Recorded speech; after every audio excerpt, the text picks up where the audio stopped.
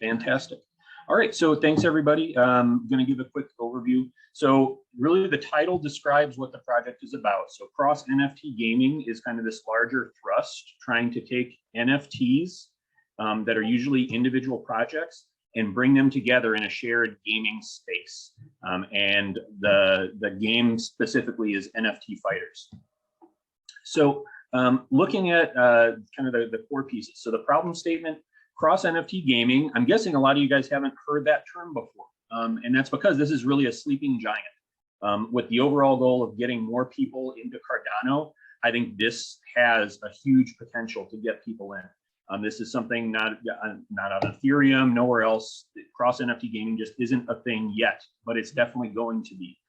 Now, what Cross-NFT Gaming is, it's kind of like when people picture, you know, like the Ready Player One vision of the future for the metaverse.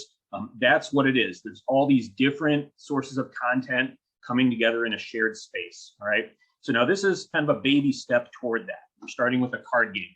Okay. So the solution is this simple and easy way to introduce this concept of cross-NFT gaming to people. Essentially what happens is you create an account, you link your wallet, and then any NFTs that you hold in your wallet show up in the game. We generate these cards based off of what's in your wallet. The cards, if you're not familiar with card games, this is a fairly simplistic rules. So each card is going to have an attack and a health, and then some other one-off or special attributes. But essentially, on this image down in the bottom right, we're seeing here with the Gingerbread Squad NFT, but this is something where we could combine teams with multiple. This is just an image from the working prototype where so far we only have one NFT loaded. Essentially what happens, I have a video that I'll show.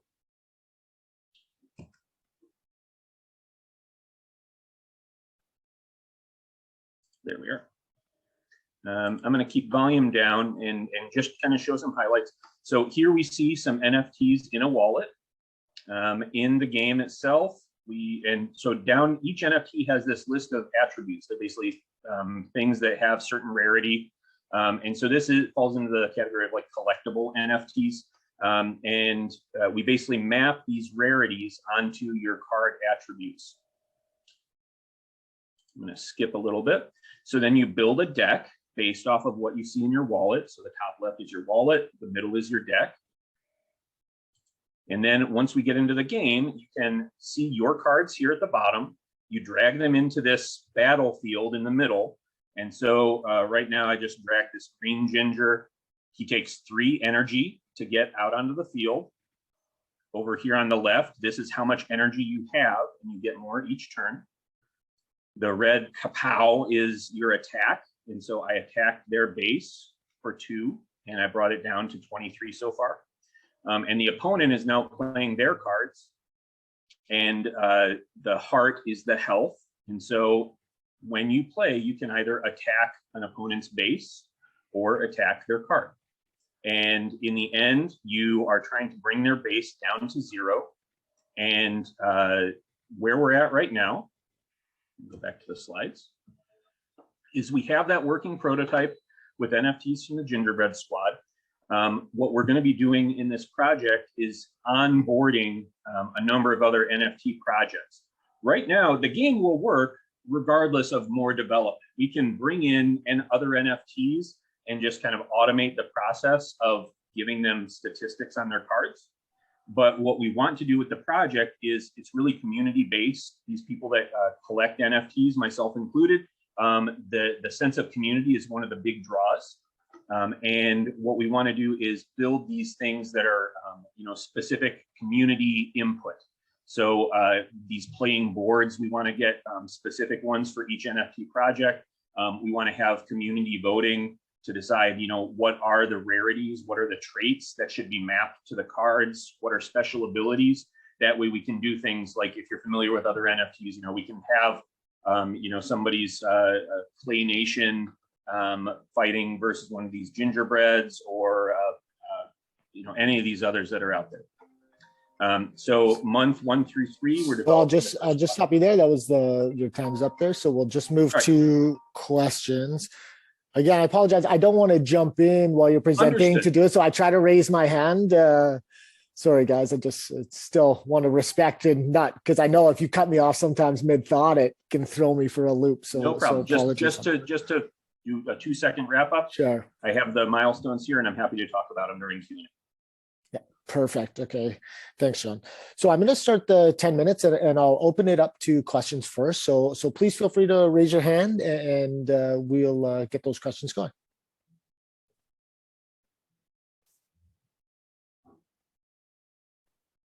Yeah, Lee, please.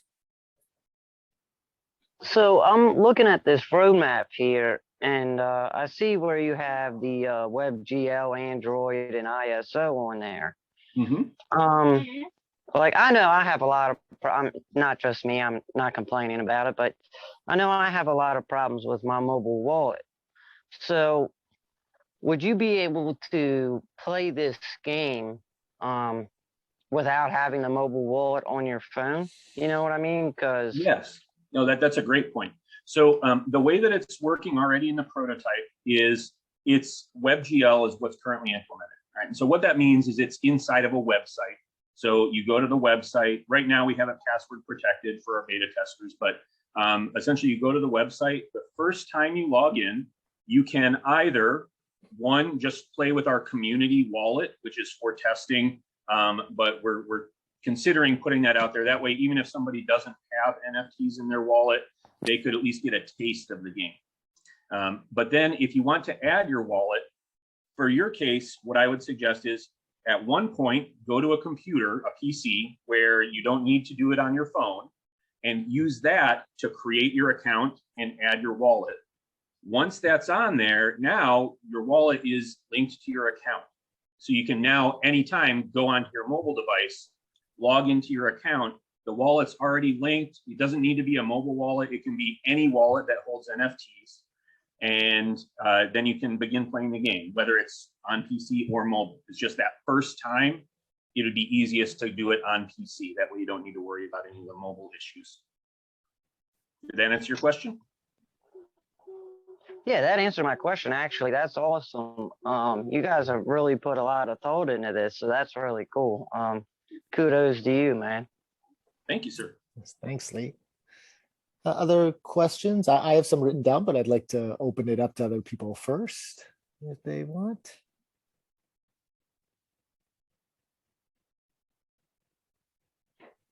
Seeing no hands yet. Okay, so I'll ask one, and hopefully those, if you're percolating one, it'll be done by then. So again, kudos to you again. I agree with Lee there. So I'm interested about the process that you go through to, number one, identify what NFTs will be a part of the game.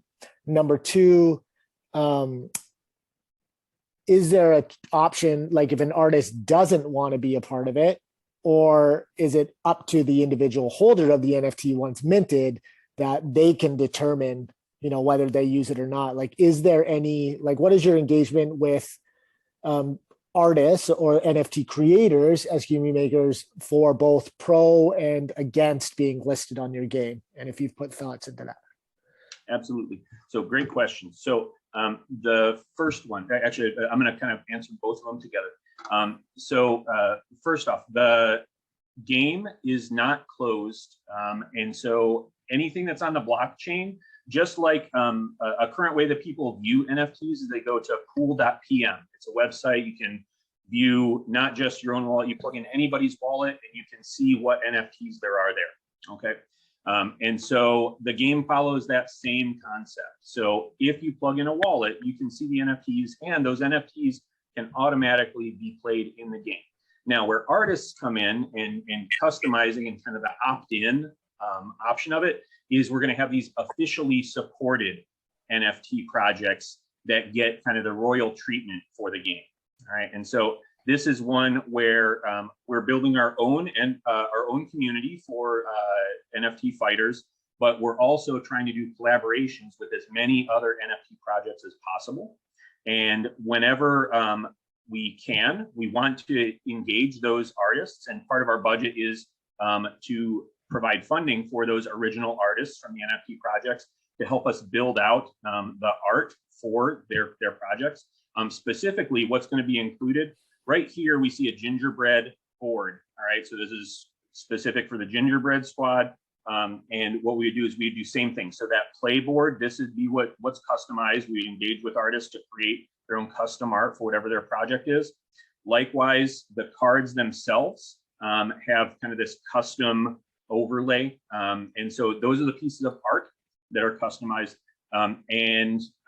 It's something where we obviously want to be on friendly terms with everybody. So we don't want to do anything to jeopardize relationships with any NFT projects, but it is an open project. So if you can view it on Fold.pm, you can do it here too.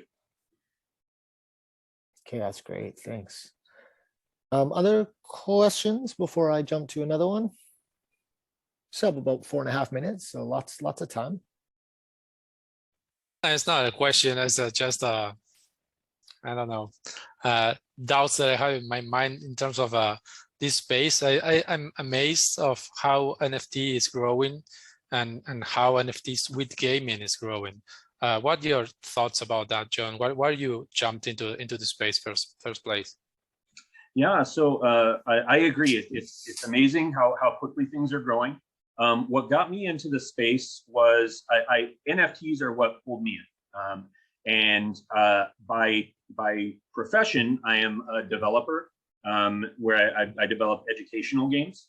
And once I started building my collection, I just really wanted to blend these two worlds together. That's when I started researching. Was very interested to find out about the other projects that are already in development or being pitched. And the thing that I love is this ability to customize games based on your own collections. And I think that this Cross-NFT Gaming is the next step, where it's not limiting people to this collection or that collection, building these artificial silos, but rather it's bringing it all together. Great. Yeah, I have a very interesting project. I really like this. You know, I love CCGs. I'm an old Magic the Gathering player from the 1990s. I presume you are as well, right? Yep. Figured. So I'm interested in what would make an NFT project compatible with your game. If an NFT project were being created, like I'm creating a project to support my project in January. So what kind of NFT project are you looking for in terms of being compatible? How would one become one of those first 5 compatible games you're giving the royal treatment to? Sure. So a couple questions in there. The quick answers are to be compatible, there's really 2 levels. So just to be basic compatible, you need to make sure that when you mint your NFT, that it has the right metadata. And when I say right data, it just needs to have JSON objects that are there available that have rarity of traits. All right, so could be any number of traits, could be any number of rarities, but that's the requirement to get into the game. To be very well integrated into the game, we are looking for NFTs that kind of have a logical mapping to the attack health characteristics of the cards. So on these gingers, they carry a cane. That's what does your damage, the rarity of the cane. They have different body types made of different materials. That's what's your health. So that's not a requirement to map into the game, but people, when they play, it's going to make more sense if, you know, a particular type of hat probably isn't going to make an effect on damage, but so we want to, you know, find some kind of logical mapping. I love it. If you make a template available, I will follow it in building our project. Oh, that's a fantastic suggestion. Nobody suggested that. I think we should absolutely do that. And then if you want to basically just follow up with me, I'm on IdeaScale, and you can contact me there. Okay, we will be in touch. Thank you. Great, thanks, Great. Sean. So I'm going to ask one. Oh, no, I'm not. I'm going to let Lee go. Go, Lee. It's not so much a question about the game, but I really love this idea. I love how it crosses through all NFT projects. So I kind of wanted to follow you and keep track of the progress. Do you have like a Twitter or Discord? Yeah, so we're just kind of building that aspect of what we're doing right now. We have a YouTube channel. That's the closest thing that you could follow. And so my dev name is Prodiga, Prodiga. And so if you go on YouTube, probably easiest thing to do would just be search for NFT Fighters, or specifically Gingerbread Fighters. That's the prototype that we have. And as we build out some of these other channels, we'll be sure to advertise them on YouTube as well.